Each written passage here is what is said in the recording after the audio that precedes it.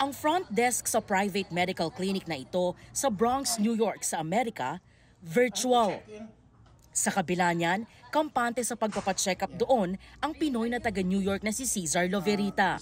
Dahil ang kausap niyang virtual front desk, Pinoy na taga Davao. Ayon sa opisyal ng isang US-based virtual assistant company, malaki ang natitipid ng mga clinic at foreign employer na nag-hire ng Pinoy virtual assistants o VA.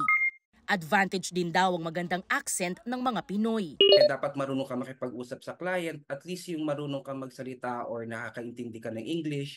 Ilan sa mga trabaho ng virtual assistants ang web research, typing o data encoding, computer setup, troubleshooting at content creation. Pagdating sa sweldo, Ang starting rate niyan is $3 lowest up to 5, 7, or $8. So katumbas niyan mga around 40 to 70,000 a month pesos. ang kaibahan ng sweldo sa dating trabaho, ramdam ni Mary Rose na 15 taon ng VA.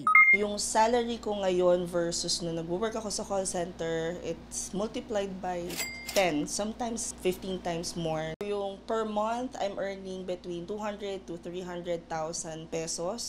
Paano naman ang mga benepisyo at buwis?